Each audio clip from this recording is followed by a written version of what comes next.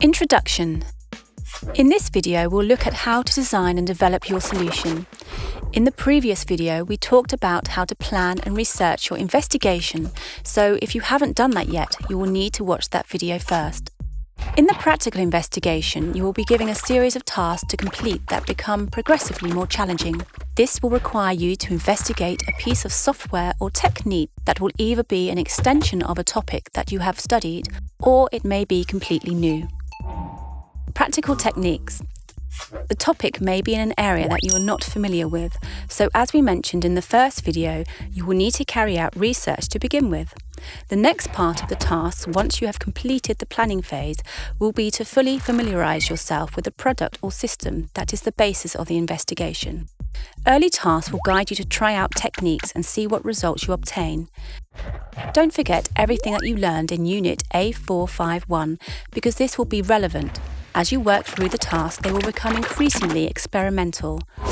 Rather than being shown examples, you will be asked to use the system or software to produce a desired outcome.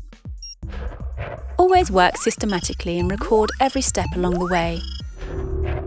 Remember that failure is sometimes the best way to learn, and your first few trials will enable you to learn more than getting it right first time. It is very important that you record in your write-up what the success criteria are for each task. You can use these to check that your responses match exactly what you were asked for. For each task, you may need to produce an algorithm in the form of a flowchart or pseudocode. The first tasks are quite straightforward, and you will probably simply follow instructions and report back on what you found out, but as you move through the task, you will need to plan them with greater detail. The final task will definitely require you to use planning tools. You need to show that you understand how to use flowcharts or pseudocode, as these are techniques that developers use too. There are videos in the Unit A451 series that cover these skills in more detail that might be helpful to you. You will also need to use variables in your programs, so remember to choose sensible names and to record the details in a data dictionary. You only really need to do this for programs which are more complex and use multiple variables, but developing this as a habit is very good practice if you want to progress and improve. Coding solutions. Don't forget all of the good programming techniques that you learned about in Unit A451. Make sure that you declare all of the variables in the correct way for the language that you are using. Initialize them by assigning a starting value. Make sure that you select the correct data type for each variable and watch for the tricky ones, such as storing postcodes or telephone numbers. In the main section of code, you will need to use the 3 ways of controlling program flow: sequence, iteration, and selection. You may need to use other techniques such as file handling too.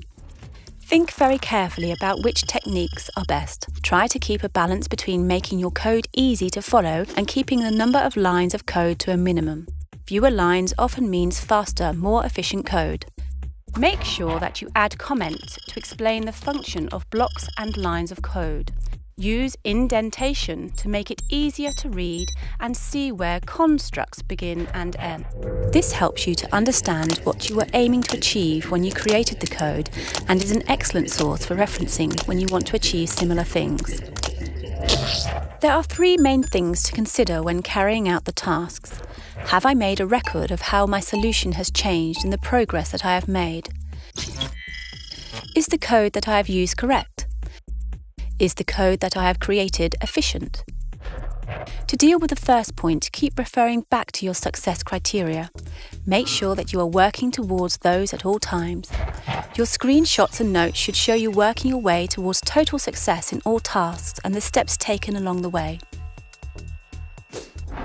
For the second point, you will need to provide evidence of systematic testing as your solution develops. If you make an error in the grammar of the language, we call this a syntax error, and your program will not be able to run. Missing off a semicolon or colon or having an incorrect number of brackets will also cause a syntax error. Logic errors are more tricky to spot. Your program code will run but will not produce the expected output. This is where a test plan is very useful.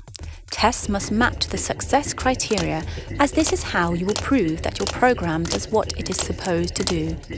For each test, you need to state what data you will enter and what you expect the output will be.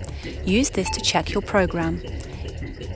If you find that you are getting incorrect output, check through your code very carefully to see if you can spot where the logic error is. Remember to think about BIDMAS in calculations. If you need numbers to be added before they are multiplied, for example, you need to use brackets. Loops can also be the cause of logic errors, for example, incorrect number of executions of a for loop. The third type of error is called a runtime error. Sometimes these are very difficult to deal with, as it might be caused by something missing on the computer that you are running the program on, which you cannot easily put right. Sometimes your coding is the cause, for example, an infinite loop. Always think clearly about errors and don't panic if you cannot find the solution straight away. It happens to all of us. Take a break and have a good think. Sometimes the solution will pop right into your head. The final point relates to the efficiency of your code. Sometimes it is a balance between writing code that is efficient and code which is easy to understand, but some points are obvious. For example, if you need to repeat a line of code 50 times, it is more efficient to use a for loop than to write the same line 50 times. Producing the evidence. It is very important to show the steps that you took in the development of each task. A good way to do this is by using a diary. Every lesson when you are working on your tasks, take some screenshots and explain what they show and what you did, and where appropriate, why you did a certain thing, or something in a particular way. Show that you tested your solutions as you went along. Remember also to include evidence that you thought about how efficient your code was, possibly changing it to increase efficiency. Good luck!